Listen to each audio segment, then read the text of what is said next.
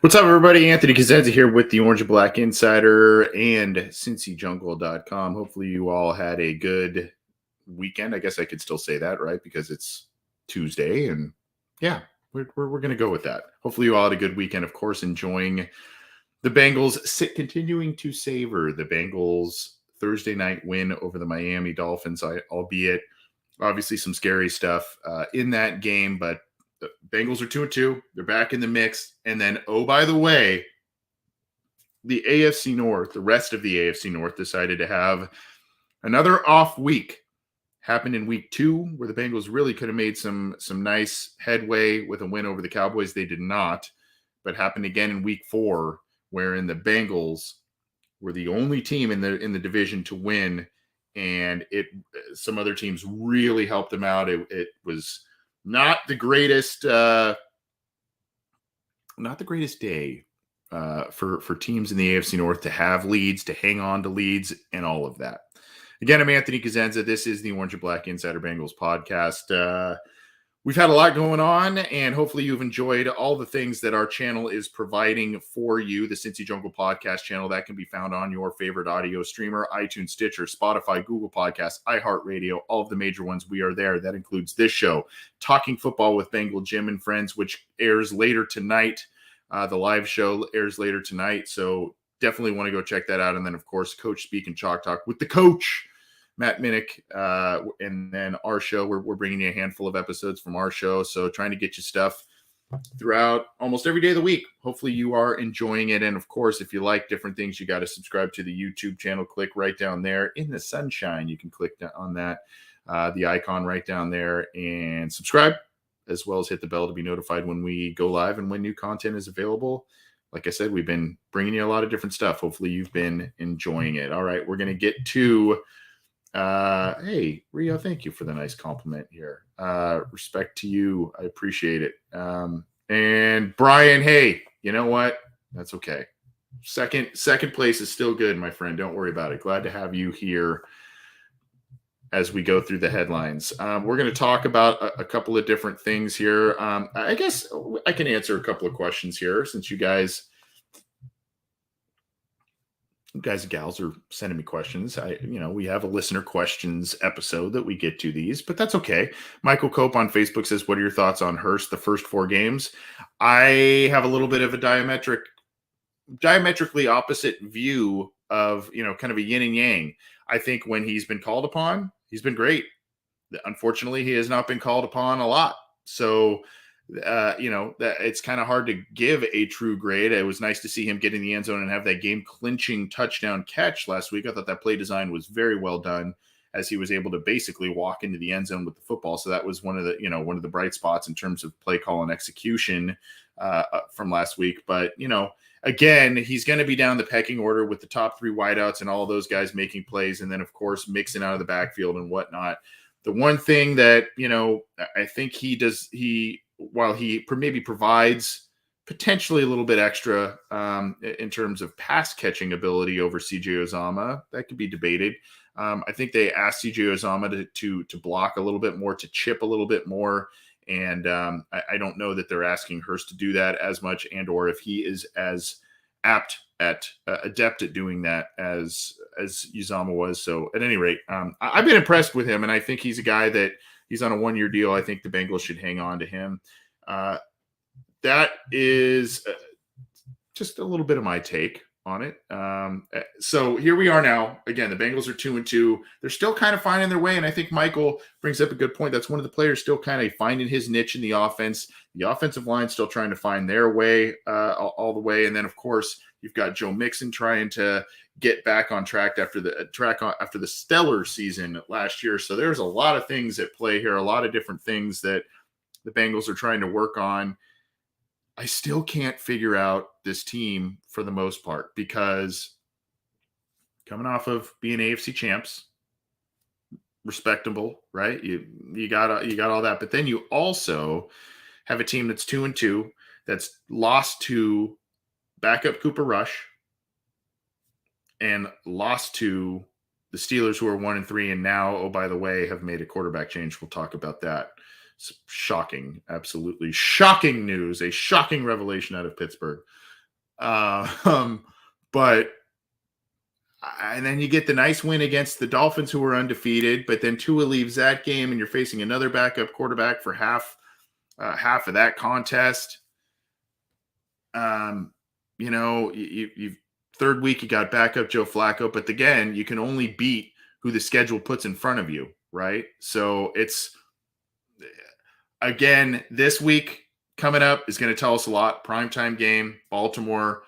The Ravens are 2-2. They're hungry. They're coming off a bad loss. So this is a big week coming up here, no doubt. Hey, Sean from the UK. What's going on, Sean? Good to be with you, and good to be with all of you tuning in live. And if you didn't hang out with us live, that's okay. We miss you, but you can always join us live. Sometimes we surprise you as to when we go live with the Happenin headlines, and that's because my schedule is wacky. But you kind of know the standard of Wednesday night. You kind of know that we're going to bring you a preview from we're going to try and get someone from the Ravens side this week to talk about some things. We're finalizing scheduling that. And then, of course, we kind of do listener questions and other things throughout the week on Friday. So I know sometimes we surprise you. We go, hey, we're going live, by the way. But, hey, try and join us live if you can. And we'll get going. By the way, if you are so inclined and feeling generous, please go to givesendgo.com/Pollock Family Foundation, or leave a YouTube super chat here, and we'll donate to the Pollock Family Foundation. They do a lot of good stuff for families in the Georgia, Atlanta area. And then, of course, they are branching nationally as well to do a lot of different things. They work with, Children's Hospital of Atlanta and, just kind of at-risk families and whatnot. So we're going to support that. And there's going to be some news in this episode where there's might be another charity down the road we might start supporting as well. So we'll talk about that. All right, let's go to hey, I like this, Randy. Thank you for putting me on blast here. The reverse can be said about winning against backup quarterbacks. Good comment here. We lost against a backup quarterback in Dallas. There's validation in their wins, maybe more than you're suggesting. Maybe. Dallas is a hard team to figure out, because I kind of thought that team was going to totally regress, losing Amari Cooper, and I just didn't find them to be an overly daunting opponent. But here they are winning games and winning them with Cooper Rush. Maybe Cooper Rush is a lot better than I or others think. Obviously, he's winning games. So, but the point is, you've now got 4 games. The Bengals are 2-2. They played against Mitchell Trubisky, who is a fringe starter and now has been benched. We'll talk about that. Cooper Rush, backup quarterback in relief of Dak Prescott. Joe Flacco in relief of Zach Wilson. And Tua/Teddy. Teddy came in after Tua had that scary injury on Thursday night. And you go, so you have to at least have the conversation of, do you just beat who's in front of you and you just take the wins as they come, and doesn't matter, how pretty or not they are? Or do you worry a little bit as defending AFC champs that you had trouble with Mitch Trubisky and the Steelers, who are 1-3 and really struggling? You had trouble beating a Dallas team just after they lost Dak Prescott, and you kind of felt like that was a game you should have had too. You weren't moving the ball well. Worth a discussion. All right, let's get going, though. We've got a lot of stuff to get to, and we haven't done one of these for a little bit, so we're going to talk about it. We're going to close up shop with the Dolphins talk, and then move on into Ravens, then AFC North, then the rest of the NFL, as we usually do. Here are the snap counts for the Cincinnati Bengals, in case you have missed it from last Thursday. Each team ran 64 plays. And then, of course, no DJ Reader this week. He is probably going to be gone over the next handful of weeks. This next game against the Baltimore Ravens, this next one where they like to run the ball, they like to use their quarterback to run the ball, DJ Reader will be missed this week. To what extent, I don't know. But, this is not a great game to not have DJ Reader. He was a big key to, kind of handling things last year against these two. And I don't, the Bengals better figure some stuff out in terms of making it work. Ted Karras, of course, played all 100% of snaps. By the way, go to the Bengals Twitter account, go to their social media and whatnot to go tune in. Ted Karras is mic'd up this week. He is quickly quickly becoming a favorite player of a lot of people because of his enthusiasm, his approach to the game, and he seems to love it in Cincinnati and love what they are doing. So you can tell why they went out and signed this guy. And he's been really the steadiest player on their offensive line throughout the entire year. So kudos to him. Awuzie and Apple, 100% of snaps for both of those guys. Really a good night from both of them. Eli Apple, I think it was targeted. He was the corner targeted twice, maybe allowed a reception for 7 yards to Tyreek Hill, I think was the last count, at least by Ben Baby from ESPN. So, Awuzie had good coverage, did let up a big play to Tyreek Hill as a bobble. It had to be an incredible catch for that to work out. But Awuzie also playing 100% of the snaps. Mike Hilton playing 86%. He had a really active night. Trey Flowers only out there for 12%. Hubbard, 88% of the snaps, 56. Hendrickson, 53. Osai out there a little bit more and more each week. 20 snaps for him. Sample, 12 snaps. BJ Hill playing a lot, as did Josh Tupou, getting essentially a lot of those reader snaps, 41 of them for Tupou. Carter getting in there in the mix as well, 24 snaps for him. Of course, the other lineman, 100%. Logan Wilson played every single snap on defense this week, and he was everywhere. Did misread one run late in the game, but other than that, I mean, he was playing well. Pratt out there for 42 of the snaps. Davis Gaither, 11. You see here, this is interesting here when you look at the running backs. 53 snaps for Mixon, just 12 for Pirine after Pirine had that nice game-closing drive against the Jets there, only 19% for him. And then, of course, just 3 snaps on offense for Chris Evans, just not getting out on the field. You see 100% of snaps from a lot of different players. The 2 tackles, Jonah and Lael, and then both safeties, Jesse Bates and Von Bell, both getting 100% of the snaps there. Hayden Hearst, we just talked about him, 36 snaps on offense, only 56. So he was not out there a ton. And Mitchell Wilcox getting a lot of looks, 32 snaps for him on offense. And then we got our first look at Devin Asiasi, who was out there, 16 snaps on offense. And then, of course, wide receivers getting a lot of different snaps. Chase getting almost basically missing only 4 plays on offense.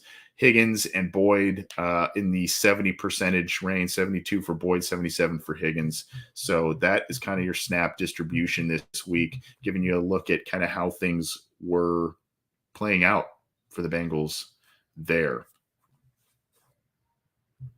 Okay. We just talked about the run game. We talked about questions there. We talked about it for sure last Friday in the aftermath where we did listener questions and, of course, a little breakdown. I don't want to call it post-game breakdown because it wasn't truly right post-game, but it was after the game. It was a wrap-up, if you will. There is a little bit of a, closed-door meeting or just some things being ironed out between Joe Mixon and the offensive line. We talked about, one of the things we talked about is, okay, this offensive line, of course, is going to help Joe Burrow a lot in terms of potentially limiting the hits, limiting the sacks. That was not the case the first 2 weeks. It has been a lot better, but the game plan has changed the past 2 weeks as well, which has been get the ball out quickly, take kind of the underneath yards after catch stuff, and then set up the big play when you got the man coverage, the single high safety or safeties bracketing to one side. Then you set up the big play.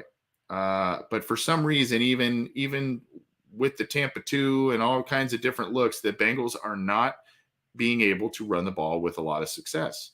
And there are a myriad of factors. I think it's a combination of bad blocking at times up front, a combination of Joe Mixon not maybe hitting the right hole or the right read at times, and just playing against some pretty good defenses in general, defensive lines, defenses in general. So kind of a combination, a perfect storm of stuff, if you will. Now, the Ravens are, I haven't looked at their run defense. They are still giving up over 300 yards passing per game, which bodes well for Joe Burrow, who threw about 1,000 yards against them in 2 games last year. So that bodes well there, but we'll have to see what the Bengals do in the run game here. But as you see here on CincyJungle.com, I should probably be pinning these for you guys, as I usually do. I apologize. Let me pin that article in case you haven't had the chance to read it. And, hey, I'll go full screen. I'll blur my I'll let the story overtake my ugly mug so you guys can see this here. But Joe Mixon meets with offensive line amid slow start to the season. This is from Aaron Gershon on Cincy Jungle. And you can see here the report is in a recent press conference from Mixon. Quote, I called for a meeting with them just to see what they're thinking on certain runs or what they think I should do on certain runs. Here's the thing. New offensive line, we thought not only would Burrow be the benefactor, as I said, but also Mixon, who's coming off his best year of his career. He should, we kind of thought, well, hey, he's still in the prime of his career. This is a guy who's going to have a huge year. Well, it has not been the case, but that can be chalked up to also just having 4 new people on this line and him not playing with these 4 guys ever. And so, there's not, it's a whole thing with continuity, not only along the offensive line itself, but along with Joe Mixon and the running backs going and jiving with the offensive line too. But I called for them. This is the quote. I called for a meeting with them just to see what they're thinking on certain runs or what they think I should do on certain runs, just building that chemistry and having them see what I'm seeing on certain blocks, or if they could just torque a guy a different way, or if they can just cut somebody off backside, or if I could just hit the hole a little faster or hit backside. It's just little things we've seen over the course of time. Like I said, I'm very optimistic. I haven't lost confidence in the run game and what I'm capable of and what I know they're capable of. They're, of course, referencing the offensive line. You can see here, thank you, Aaron, for doing the homework for me. 15th ranked run defense, right down the middle of the road for the Baltimore Ravens in the run defense. So this is encouraging. Number one, it shows Joe Mixon is a captain, and that shows kind of captain-esque behavior. But you can also see that when these missed runs or these plays that just maybe it's a 3-yard gain, you see maybe he gets tripped up right away. It's just a hair away, it feels like. And having these conversations between Mixon and the offensive line really, really puts things potentially back into focus and really puts things into a situation where some of these plays may start to develop here as they talk it out, as they talk about strategy and where things should be, where I'm expecting you to be, that sort of thing.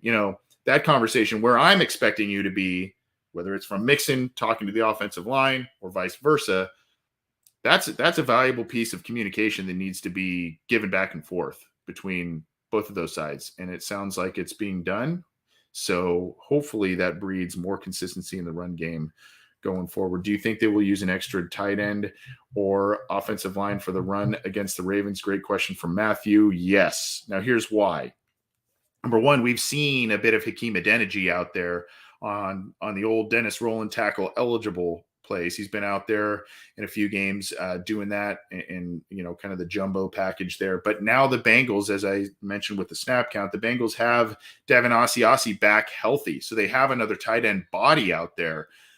Now, they could pick and choose who they want to block and all of that. But the bottom line is they were pretty thin, and we'll talk about that in just a second, at tight end in terms of, injuries and all of that. So that is, I think you'll see a bit more to maybe get things going. And then maybe that hopefully opens things up for a player like Hearst in a play action situation or what have you. But that being said, I think, the Bengals are still trying to adjust and find different things that they do well. But I do expect that they will give some different looks here. And now just quickly on this one, as I mentioned with the tight end group, we've now got Drew Sample hitting injured reserve.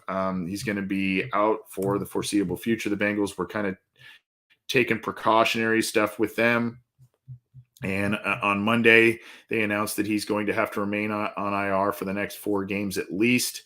So he's got a right knee injury. Unfortunately, just has not been able to get healthy there. So that is something that is not good news for the Bengals. But they lose Sample and they get back Asiasi. So they're a little bit of a shell game, so to speak, a little bit. And so that is something to monitor for sure there. But Drew Sample on IR and will be out for at least 4 games. He had the training camp injury as well. So unfortunately just has not been staying healthy there. Now, this, whether you think it's coach speak or whether you are taking these pieces, the Ossie return, a little bit of improvement on the offensive line the past couple of weeks, and the conversations between Joe Mixon and his offensive line, this may turn into something here with Joe Mixon and the Bengals. And Zach Taylor says he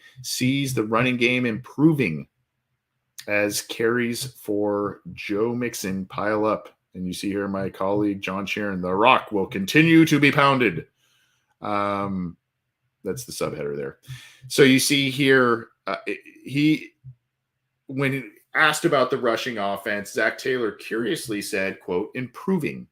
And he continued on, I like where our guys are at. They're becoming in sync. They're on the same page. It's just sometimes we're one block away, what we just talked about. Or again, kind of, where am I expecting you to be? Where are you going to be? That sort of thing. Sometimes it could be a guy that we can't get to at receiver because of his location. Sometimes it can be at right tackle, left tackle. It's just kind of a different thing each play as we run right, run left, run the different schemes. So Zach Taylor is optimistic on the run game going forward here. And then, of course, he said, just like we talked about the first 2 weeks of the season, I'm not going to overthink it and trust those guys that we're coming along and that we've got a good chance to be really good there in the run game. Again, you also have to go back to nobody played in the preseason. None of the offensive linemen played in the preseason. Joe Mixon didn't play in the preseason. Joe Burrow didn't play in the preseason games. I know it saves them. I know it prevents injury, and that's all well and good. But sometimes that can lead to slow starts. That can lead to a lack of cohesion between not only each of the line mates with each other, but running backs and offensive linemen. And so that's something, unfortunately, we have to take into account. Zach Taylor has preached patience, especially at 0-2, and now the Bengals are 2-2, and he's kind of starting to nicely and politely, as he always remains nice and polite. He kind of tells everybody, I told you so, and this is kind of what he's saying here as well. Just hang on, and we'll see if he's correct in that. But that is for now the approach the Bengals are taking, and they are looking at it as, hey, we're about to turn the corner here, so to speak, in the run game. Let's keep going with some other pieces of info. This is from NFL.com. Adam Shine, who has not been shy of his previous criticisms of the Bengals, I guess. He was not an Andy Dalton fan. Let's just kind of put it that way. So even when the Bengals were pretty good in the Andy Dalton era, Adam Shine did not think the Bengals were really ever too for real. And now you got this really interesting article that he's put together here. Really, I don't know if you would call it controversial, but, definitely an entertaining read. NFL contenders or pretenders, Jaguars, Falcons in the playoff mix, Jets, Seahawks aren't postseason teams. He looks at the 2-2 teams in the NFL, and he says, who's for real, who is not. And you can see here, interesting stat here that he presents too. 2-2 teams make the playoffs just 36.6% of the time. Still a lot better than 1-3 and 0-2 and all that kind of stuff. I think at 0-2 is what, 10%, 12%? We had said so. 2-2 teams make it 36.6%, still far below half the time. But again, the 17-game season is also something to keep in mind as you go through this thing. But you go here, contenders. Look who he has as the top contender, not pretender at 2-2, the Cincinnati Bengals. You have to jog the mental Rolodex to recall the random factor that buried Cincinnati in the Week 1 loss to Pittsburgh. Do you remember what it was? Injury to the long snapper. Joe Burrow could have played much better. You don't win many games when your quarterback turns the ball over 5 times, but snapping snafus late in regulation and overtime doomed a pair of would-be game-winning kicks for the Bengals. That's a tough way to go down since he lost the gun at week 2. I still take, and there's a whole bunch in here too, I still take the Bengals over the Ravens, Browns, and Steelers in the AFC North, and still have the reigning AFC champs as a team that can make serious noise once again in January. Then he goes through the other teams as well. He's got the Bucks. He's got the Jaguars in contenders, by the way. And he also has the Ravens there at number 4. So take all that for what you will. But, one national NFL pundit is saying that the Bengals have the stuff to get past 2-2, get through the AFC North, and get into the playoffs and potentially through the playoffs once again this year. We'll see exactly if he's right or not. But let's keep moving on here. Just kind of some other aftermath nuggets before we get into the rest of the AFC North and the NFL. 2 Jets players have been fined for hits made against the Bengals, and I cringe looking at that picture of T. Higgins, by the way, for those looking at the video. Man, he looked like he was in pretty big pain there. Obviously left the previous game concussed as well. So, but at any rate, 2 of them, 2 Jets were fined here. And you can see here, Eli Apple, I think, had an altercation with Corey Davis. Corey Davis was fined $10,609. And then LaMarcus Joyner for the big hit against T. Higgins, I'm not even going to show that one, was fined $14,000, $14,608. Cincinnati won. T. Higgins returned, thankfully, but man, it was an ugly looking hit on T. Higgins in this game. LaMarcus Joyner fined $14,608, and Eli Apple involved in a scuffle with Corey Davis. Davis was fined over $10,000 for his part in that. The Cincinnati Bengals are also just racking up sponsors, putting out those naming rights for sale and all of that. This is on Bengals.com, a bit of a press release here. So here's the article. I will give that to you. The Cincinnati Bengals and Integrity Express Logistics announced naming rights partnership for the indoor practice facility. Can you believe it? Not only do the Bengals have an indoor practice facility, but they've got naming rights for it. Gotta love it. And you can see there's the practice facility right there with the IEL logo right there. And it's located near Paycor Stadium, recently renamed Paycor Stadium. It is highly visible from the Brent Spence Bridge and Clay Wade Bailey Bridge. It's 80,000 square feet and 79 feet tall to the peak. IEL is a family-owned, non-asset-based third-party logistics provider that was founded in 2007. IEL is one of the largest and fastest-growing private companies in Greater Cincinnati, recently topping $1 billion in annual revenue. Quote, this partnership with the Bengals is coming at an important time in our company's history, said Jay Kelly, who is the IEL's chief legal officer. IEL is proud to partner with one of Cincinnati's iconic brands that has extraordinary national reach. The IEL indoor facility will increase brand awareness, promote IEL's customer-focused logistics solutions to a larger audience, and allow IEL to continue to be a transportation service provider of choice throughout the United States. Katie Blackburn chimed in as well. Quote, the Bengals are proud to announce this partnership with IEL as we get ready to open the IEL indoor facility in the near future. IEL is a strong local partner. This partnership continues to show the excitement around our franchise and the value of the Bengals brand in the community. We'd also like to thank JDL Warm Construction for their hard work in building the IEL indoor facility. So the Bengals giving out naming rights. IEL Logistics Company has the indoor practice facility as its own, so to speak, for the Bengals. So cool. This is, as we kind of start wrapping up Bengals-centric news and we transition into the AFC North, this came across the news wire earlier on Tuesday. Very cool story. Joe Burrow, the Bengals starting quarterback who just gets it. He's done a lot of different things to bring awareness and done a lot of things to, food, families in need of food and whatnot. He's done a lot of different work in the community here. So they now unveil the Joe Burrow Foundation. They will provide resources and support to the underprivileged and underserved in Ohio and Louisiana, as well as address childhood mental health issues. Here is the quote from Joe Burrow himself on the Joe Burrow Foundation. This is one that we will try and support down the road for sure. I believe that everyone has a responsibility to do good. This foundation allows me and my family to give back. So many of you made generous contributions to support food insecurity in Athens County, Ohio, following my 2019 Heisman Trophy speech. We will build on our efforts to tackle food insecurity by also finding ways to offer up support in greater Cincinnati, other parts of Ohio, Baton Rouge, and Louisiana. My mom, a lifetime educator, experiences firsthand the effect of mental health issues on children and their families. We want to make a difference here as well.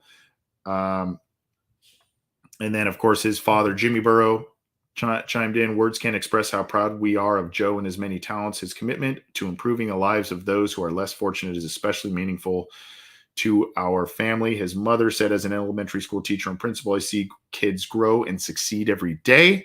I also recognize the stress and challenges that students and their families face. We are committed to bringing people and resources together to help make a difference. We hope you can join us along the way. Very, very cool. Obviously, more to come with that. And the childhood mental health issues is definitely something that is important and something that is a little bit of a different caveat as opposed to what a lot of other foundations out there do. And of course, that centers around all kinds of different things, whether it be bullying, whether it be, homework stress or pressures or athletic pressures, all that kind of stuff that come with, childhood stresses. And that is becoming more and more into focus and more of a priority to address going forward. And there are a lot of reasons why for that. So kudos to the Burrows, kudos to Joe Burrow. And you can go follow all kinds of different things on Twitter for the Joe Burrow Foundation. And I'm sure we have not gotten a lot of different direct ways to support that yet, but we will definitely disseminate that when we get that for sure. Very cool. Good on Joe Burrow. Let's move on to the AFC North and the team that the Bengals face this week, the Baltimore Ravens. We will start there. A bad, what's the old chill? We were just talking about children schooling and whatnot. What's the old children's book? No good, very bad day. The horrible, no good, very bad day. That's exactly what you could title the game or this Sunday afternoon for the Baltimore Ravens against the Buffalo Bills. Man, they are they're having problems. They're having issues. And this was a game, I think at one point it was 20-3 late in the game that the Ravens had a lead, and then all of a sudden it just evaporated. And a lot of finger pointing and a lot of issues. And one of the things that came up was Marcus Peters going at it with John Harbaugh. And this was late in the game here. We could play this. This is from Kevin Ostreicher here. Some sort of exchange. Now, this is a little vague because the camera cuts away and back and forth. But for those watching, this is on Twitter here. And you can see here, there's a little bit of yelling from Harbaugh as Peters comes off the field. Peters kind of goes at him and has to be restrained there. And of course, that was lining up for the winning field goal there for Buffalo. Yikes. And you can see here, Jeff Zrebiec who covers the Baltimore Ravens. Marcus Peters is screaming in frustration as he leaves the field. Peters is trying to get in Harbaugh's face, and they just got separated, and he threw his helmet. Woo. Here's the article, complete with embedded tweets on CincyJungle.com. And again, this now puts this game between the Bengals and the Ravens in direct focus. Not a good look for Marcus Peters. Not a good look for John Harbaugh. John Harbaugh, one of the most respected head coaches in the league for all the things he's achieved in the Ravens. But you also look at, he's been there, same place a long time. And, you've got the quarterback that has not been re-signed long-term. And then you've got this kind of situation. And Peters has been a guy who's been a talented guy, has had some injuries and all kinds of stuff. So, obviously a guy they didn't have last year that they were counting on in Peters. So Just not a good look there for the Baltimore Ravens. And then a little bit of good news for them, though. Harbaugh does say, and this is on Baltimore Beatdown, the SB Nation Baltimore Ravens site here, and I will pin that. Gus Edwards is to resume practicing, a guy who they lost last year amid a ton of running back injuries. Tyus Bowser's availability is, quote, in his court. And so Gus Edwards was on the PUP list because of the knee injury he suffered there, but he will begin practicing. And he's definitely kind of their north-south, more physical runner here. And so definitely the Ravens are excited to get Gus Edwards potentially back practicing, and we'll see when he returns to action there. So a couple of interesting elements of news coming out of the Baltimore Ravens camp as the Bengals get set to face them on Sunday Night Football. Now, on to the Steelers. Mike Tomlin is sticking with Kenny Pickett, who entered the game against the Jets. They are sticking with Kenny Pickett as the starter. I said when we were talking about the schedule and all kinds of previewing the season and all that kind of stuff, that there is a distinct possibility that the Bengals would face two different Steelers quarterbacks this year, and one of them being Kenny Pickett and one of them being Mitchell Trubisky. We all thought the Steelers were not going to be very good, even though, yes, they beat the Bengals. We just talked about a major reason why, but 1-3, you're not a very good football team, and quite honestly, a lot of the film that you've put out there has not been that great. You've got a first-round quarterback waiting in the wings. They're going to play him. I mean, their starting quarterback wasn't playing all that well, so they're going to play him. And so here is the quote from Mike Tomlin. Kenny will start this week. We made the change. Obviously, Mitch's performance was a component of the decision, but not the only component of the decision. I just want to be really clear there. Oftentimes, the quarterback position gets too much credit, too much blame. We haven't moved the ball fluidly enough to our liking. We haven't put enough points on the board. The quarterback is a component of that, but not the only component. So,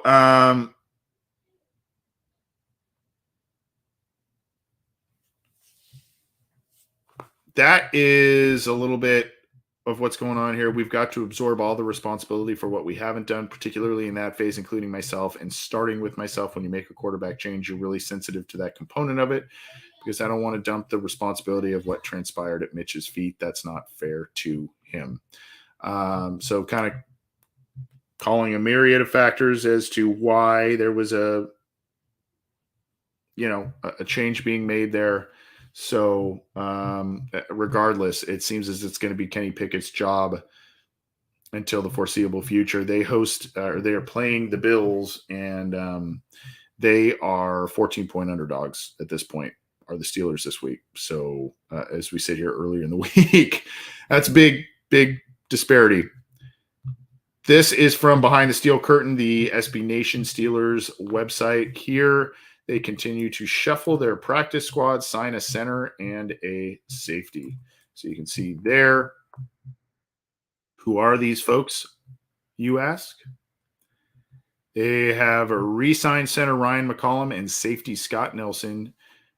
And they released punter Jordan Berry and wide receiver Jakari Robertson. So kind of doing a little bit of a mix and match here. Going around here. And of course, McCollum,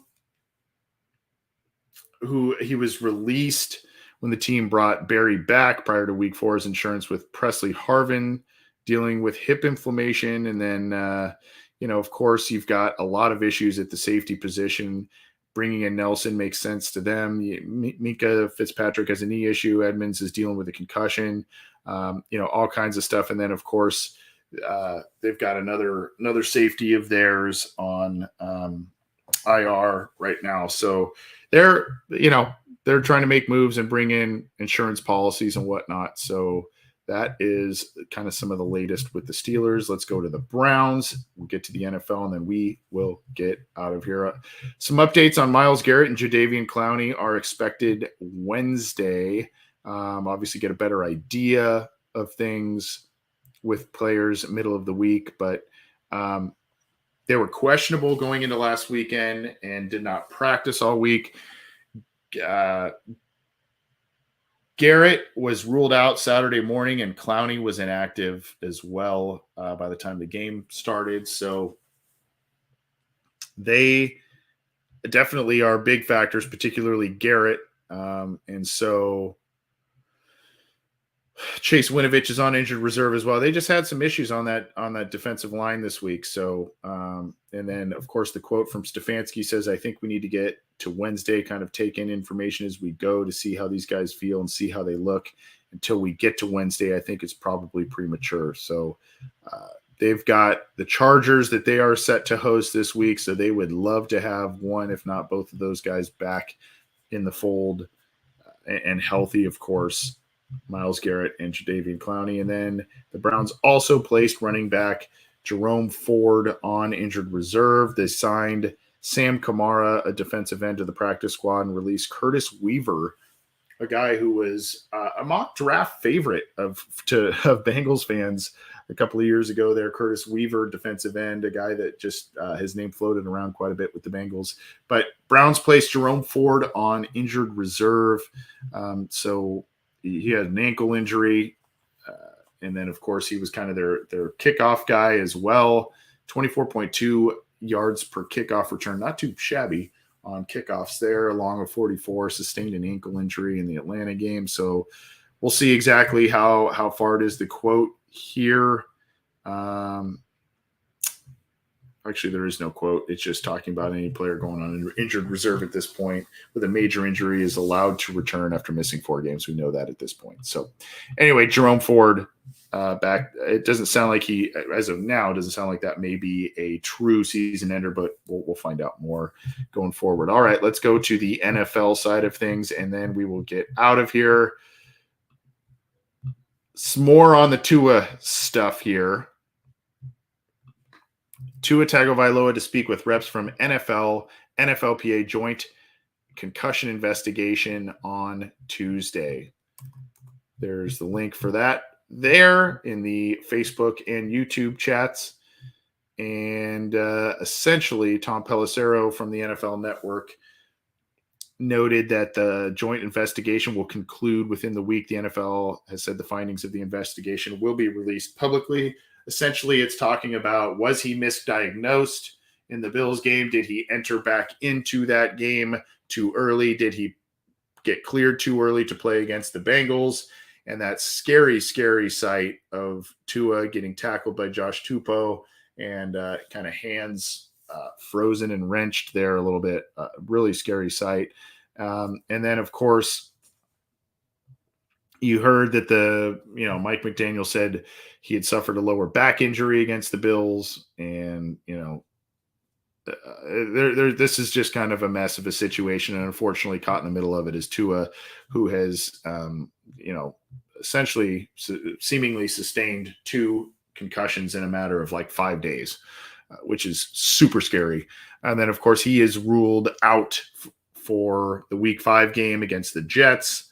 And so we'll have to hear what comes of this. And obviously, if there is some finding of the Dolphins doing something here that is not up to snuff, we're going to have to.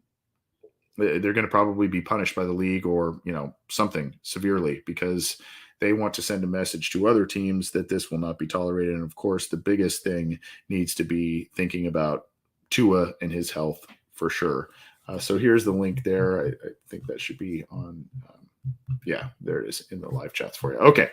Now, these are from CBS Sports here. NFL head coaches on the hot seat.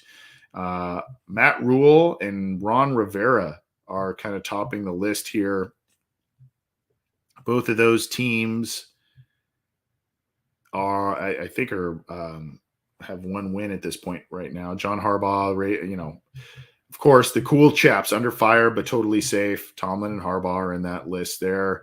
Staley, interesting name here as well, given that the Chargers have had they had a scary one against Houston last week, and then of course the loss to the Jaguars and whatnot. That's got to be looming out there, given the expectations of that team and all the things that they did, not only in free agency but Justin Herbert's growth. Dennis Allen at 1-3, The lukewarm lads. These are funny names. Frank Reich with the Colts being 1-2-1. Nathaniel Hackett, boy, that's been pretty ugly, even though they're 2-2. It's been a pretty ugly start for that team. The burnt rumps. That's funny. Matt Rule, Ron Rivera over there is on the hottest seats here. So you can read more about this. Definitely some funny monikers here from Cody Benjamin over at CBS Sports.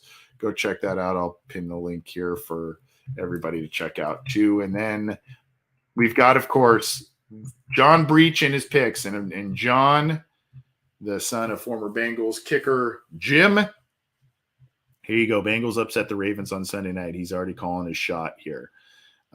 Some funny stuff, and he's got all the picks that he's got here. He's usually pretty accurate in these as well. Let me see if I can scroll down to get this one here. But basically, he kind of said, talking about the Bengals passing attack here. I won't scroll the whole time here. I'll find it for you. But basically, talking about the Bengals passing attack and what that could mean this week. I said earlier that, the Ravens defense is giving up over 300 passing yards per game. And then he's kind of getting cute with it here. The first possibility is that Joe Burrow throws for 700 yards and Cincinnati wins. And then he says here, the second possibility is that the Ravens would get a lead and let it up. So you can see here, Ravens build a gigantic lead and then squander it away. If you've watched any Ravens games over the past 3 weeks, then you already know the formula here. The Ravens will have a big lead at some point and then suffer a spectacular collapse that will almost make you feel sorry for them. So he says, although I'm picking the Ravens, I will say that picking against them while they're playing at home in primetime is always a risk. And so he's got the Bengals 34-31 over Baltimore in Baltimore going forward there. The Ravens are 14-1 in primetime home games. Woo! Wow. So that's a big number right there. Regardless, John Breach likes the Bengals in this one for a lot of different reasons. And then, of course, I don't think I've ever shared this source on this type of episode that I've been doing for years. People. I don't ever share People magazine, but there is a lot of reports that Gisele Bündchen has hired a divorce lawyer, as maybe has Tom Brady, and they are trying to figure out what to do. Oh boy, this Tom Brady thing, his return to football and everything has caused a lot of strife on the home front, I guess. And he and his wife might be heading to not so great times. I don't like sharing about personal things like that, but it is a major NFL headline. And so, hey, you've probably heard it already by now. And so that's what's going on in the Tom Brady Gisele world of things. I'm Anthony Cosenza. This has been the Orange and Black Insider Bengals podcast, part of the Cincy Jungle Podcast Network, along with shows like Talking Football with Bengal Jim and Friends, our show, the Orange and Black Insider, and Coach Speak and Chalk Talk with Matt Minnick. So go subscribe to the Cincy Jungle Podcast channel on your favorite audio streamer, iTunes, Stitcher, Spotify, Google Podcasts, iHeartRadio, all of them. Go give a thumbs up and like the Cincy Jungle Facebook page. And, of course, if you like what we do, go ahead and subscribe right down here. Click that and click the bell to be notified when new content is available, when we go live, all that kind of stuff. So you can get that. And, of course, you got to keep it to cincyjungle.com for all your news, opinions, analysis, and everything. Appreciate all the support. A lot of live listeners. That's cool. Like that. Join us live if and when you can. Otherwise, like I said, get it on your favorite platform afterwards and enjoy that there. We'll be back with more this week for you. We look forward to talking with all of you and chatting it up with the Cincinnati Bengals taking on the Baltimore Ravens on Sunday Night Football. Big week ahead, that is for sure. Take care, everybody. We'll see you soon.